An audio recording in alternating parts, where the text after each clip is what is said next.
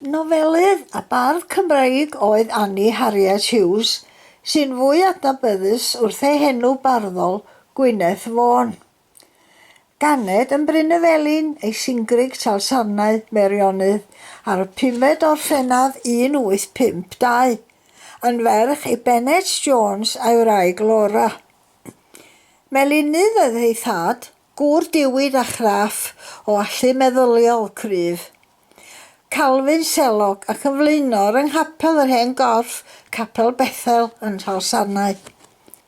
Yn ei nofel O Gorlannau'r Defaid, ceir darlun anfarwol o'i rieni gan Gwyneth Vaughan.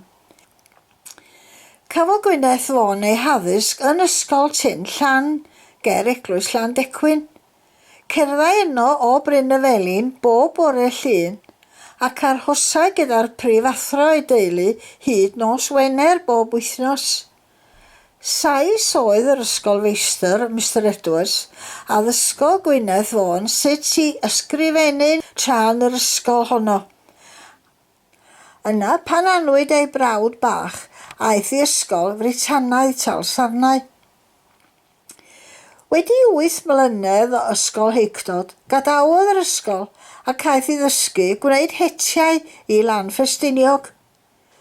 Bu'n dilyn ei galwedigaeth adref yn Nhalsarnau am beth amser, cyn symud i siop yng Nghlwt y Bont, ger Deiniolen, Sir Gaernarfon. Ac ymhen amser priododd mab y siop lle gweithiau yn 1876. Perswadiodd ei darparwr i fynd ymlaen i'r coleg i astudio meddygaeth. Graddiodd John Hughes Jones yn feddyg a buont yn byw am gyfnod yn Llundain, tra parhau ei efrydiau yn ysbyty Sant Bartholomew. Rhoesant heibio'r cyfenw Jones gan ddefnyddio Hughes yn unig. Ymhen amser daethant yn ôl i Gymru a byw yn Tre Herbert, Sir Forgannwg. Ganwyd iddynt 4 o blant, ond bu farw ei gŵr yn weddol ifanc yn 1912. Symudodd Gwyneth i fyw i Fangor a dechreuodd lenyddan broffesiynol ar anogaeth ei ffrindiau, ac ei thloted llwyddodd i roi'r addysg orau i'w phlant. Rhwng 1893 ac 1896, sefydlodd 143 cangen o'r British Women's Temperance Association. Siaradodd yn gyhoeddus yn erbyn y ddiod feddwol, oherwydd roedd hyn wedi lladd ei gŵr yn araf. Arieithiau drwy Gymru, pan nad oedd yn arferiad i ferched wneud gwaith cyhoeddus.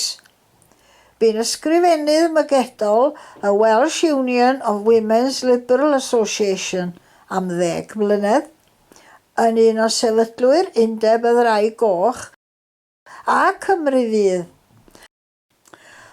Roedd yn aelod o Orser y Beirdd ac roedd yr Eisteddfod yn agos iawn at ei chalon. Bu'n beirniadu yn Eisteddfod Caernarfon 1916 a chael mwynhad wrth wneud y gwaith. Daeth Gwyneth Vaughan yn enwog fel llenor ac ysgrifennau bapurau lleol a chylgronau fel Cymru'r Plant, Perl Plant, Y Genhinen, Papur Pawb. O tua 1897 ymlaen, bu'n golygu colofn y merched yn yr Eryr 1894 i 95, y Cymro a'r Welsh Weekly 1892. Roedd yn aelod ar lawer o bwyllgorau a bu'n ysgrifennydd Cymdeithas Rhyddfrydwyr Cymru am 10 mlynedd. Ymhlith ei gweithiau mae 4 nofel: O Gorlannau'r Defaid 1915, Plant y Gorthrwm 1918, Cysgodau y blynyddoedd gynt yn y Brython 1917 i 18, a Troad yr Hod yn y Brython eto 1919, nas gorffennwyd. Bu'n awdures boblogaeth yn ei chyfnod, ac roedd ei gwaith yn gymeradwy gan feirniaid llenyddol fel Owen Edwards. Etifeddwyd ei dawn llenyddol gan ei mab Arthur, anwyd yn 1878 ac am fudodd i'r wladfa yn 1911 ac roedd yn olygydd barddoniaeth yno. Un o ddyfyniadau Gwyneth Vaughan yw gofalwch rhieni, fagu gwroniaid ac arweinwyr y dyfodol ar eich aelwydydd yma, a chofiwch yr hen ddihareb. Ni chyfyd gwlad ddim uwch na'i charreg aelwyd. Bu farw ar y 5 ar Ebrill 1910 ym Mhwllheli yn 58 mlwydd oed. A'i chladdu ym mynwent Eglwys Llangfi Hengel y Traethau, Ynys Talsarnau ar y 9 ar Ebrill.